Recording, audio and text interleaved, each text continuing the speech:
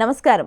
BRK భక్తి ఛానల్కి స్వాగతం. నేను మీ కీర్తి. ఈరోజు మనతో పాటు ఉన్నారు ప్రముఖ ఆధ్యాత్మికవేత్త, జ్యోతిష్య పండితులు మరియు జ్యోతిష్య శిక్షణ నిపుణులు బ్రహ్మశ్రీ నానాజీ పట్నాయక్ గారు మనతో పాటు ఉన్నారు. గురువు గారిని అడిగి మనకున్న సందేహాలని నివృత్తి చేసుకుందాం. నమస్కారం గురుగారు. శ్రీమాత్రే నమః. ఇప్పుడు మే 15 గురువు మారబోతున్నారు అనేది మనం తెలుసుకున్నాము. ఈ గురువు మారినప్పుడు తులారాశి వారికి ఎలా ఉండబోతుంది అనేది తెలియజేయండి గురుగారు. ఇక తులారాశి వారికి గురువు ఈ లగ్నాన్ని కూడా పాపే 3, 6వ అధిపతి 9లో ఉంటున్నాడు. కాబట్టి ఏంటంటే ఇక్కడ పర్టికులర్గా కొంతవరకు ఏదైనా గురువులకు సంబంధించిన విషయంలో మీకు గైడింగ్ చేసే వాళ్ళ గురించి ఏదైనా ఇన్వెస్ట్మెంట్ చేయడం, దానివల్ల కొంత స్ట్రెస్ ఉంటుంది. బట్ ఇక్కడ కొంత రుణాలు కూడా లభిస్తాయని కూడా చెప్పుకోవచ్చు. ఒకటమ్మా, జూపిటర్ ఎప్పుడూ కూడా సహజ శుభుడు అంటారు, సహజంగానే శుభగ్రహం. సో సహజ శుభగ్రహమైనటువంటి గురుగ్రహము 90% ఆఫ్ పీపుల్కి, 99 కూడా అనుకోండి, మనకి ఖగోళంలో కూడా గమనించినట్లయితే జూపిటర్ అంటారు కదా, మన భూగోళం వైపు ఏదైనా శకలం వచ్చేటప్పుడు దాని వైపు లాగేసుకుని గురుత్వాకర్షణ శక్తి అంటారు. ఏ శకలాలైనా మన భూమిని తాకపోవడానికి కారణం ఏంటంటే అది లాగేసుకుంటుంది తన వైపు. అంటే సహజంగానే తనకి ఒక లక్షణం ఉంటుంది గురుగ్రహానికి. అలాగే మన జన్మజాతకంలో కూడా ఏదైనా ఒక దోషం ఉంది అంటే రకరకాల దోషాలు ఉంటాయి. సర్పదోషాలు ఉంటాయి, లేనట్లయితే మనకి కాలసర్పదోషాలు, లేదా మనకి చూడండి అంటే కాలసర్పదోషం జన్మజాతకానికి అప్లై చేయకూడదు, కాబట్టి చాలామంది చేస్తున్నారు. అలాగే కుజదోషం అని రకరకాల దోషాలు ఉంటాయి, స్త్రీ దోషం అని.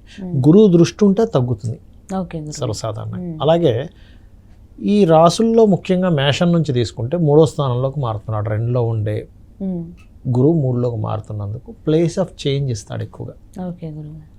విదేశాల్లో ఉండేవారికి ఏదైనా చేంజ్, గతంలో ఏవైతే చిన్న చిన్న మిస్కమ్యూనికేషన్స్ అయ్యాయో అవి క్లియర్ అవుతాయి.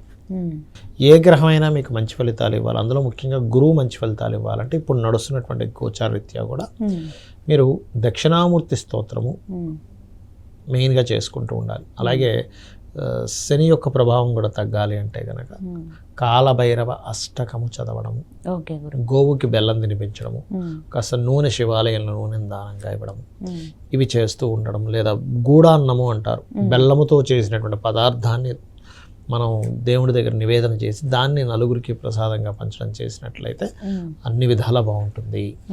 ఇంట్లో ఉండి ఎలాంటి పరిహారాలు చేసుకోవచ్చు అంటారు? ఒకటేనమ్మా, ఎప్పుడు కూడా ఇంట్లోనే ఉండి నేను పరిహారం చేసుకోవాలి. ఎందుకంటే విదేశాల్లో ఉండే వాళ్ళకి కొన్ని దానాలు కుదరవు. అవును గురువు గారు. ఒకటే దానం ఇవ్వలేను అనుకునేవారు నేను చెప్పేది ఏంటంటే అరటికాయలు గోవుకు తినిపించవచ్చు, లేదంటే గోశాల కూడా మాకు దగ్గరగా లేదు, ఏం చేయాలి అని అనుకునేటువంటి వారు ఇంట్లో ఒకటే దిగంబర శ్రీపాదవల్లభ దిగంబర అనే మంత్రం, లేదా దక్షిణామూర్తి యొక్క స్తోత్రం వినడం, చదవడం అందరికీ రాదు, వినడం చేయొచ్చు. పసుపు రంగు వస్త్రాలు మీ ఇంట్లో పనిచేసే వాళ్ళకి, లేకపోతే ఎవరికైనా బ్రాహ్మణులకి దానంగా ఇవ్వచ్చు. అంటే కొంతమందికి గురువు ఏంటంటే పాపి అవుతాడు, అంటే కొంతమంది జాతకాల్లో నీచంలో ఉన్నాడు, గురు మహర్దశ బాగాలేదు, అలాంటప్పుడు గురువు ఉన్న పొజిషన్ కూడా బాగాలేదు అనుకోండి, అప్పుడు ఏమవుతుందంటే ఇంకొంచెం ఎఫెక్ట్ ఎక్కువగా ఉంటుంది.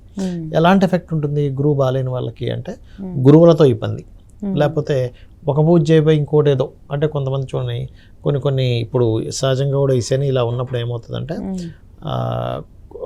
వైదిక సంబంధించిన పూజలు పక్కన పెట్టేసి కొంచెం డిఫరెంట్ పూజల వైపు మనుషులు కూడా మల్లుతూ ఉంటారు. ఇటువంటివి కూడా జరుగుతూ ఉంటాయి. అటువంటివి చేయడం వల్ల కొంతమందికి ఎఫెక్ట్ ఉంటుంది, కొంతమందికి మంచి జరుగుతుంది, ఎందుకంటే వాళ్ళకి అది కుదరనప్పుడు. అలాగే గురువుల ద్వారా కొంతవరకు వీళ్ళకి కొంత నిందలు పడ్డం, గురువు బాగోపోతే, ఇవన్నీ కూడా దక్షిణామూర్తి స్తోత్రం కనుక చదువుకుంటే వింటే ఏమవుతుందంటే ముందుగా దాని అర్థం తెలుసుకొని చేయాలి. అప్పుడు జ్ఞానం అనేటువంటిది వస్తుంది. మనం దేని గురించి ఇబ్బంది పడుతున్నాం, నేను దేనికి బాధపడాలి, నేను దేని గురించి అనవసరంగా నేను చింతిస్తున్నాను.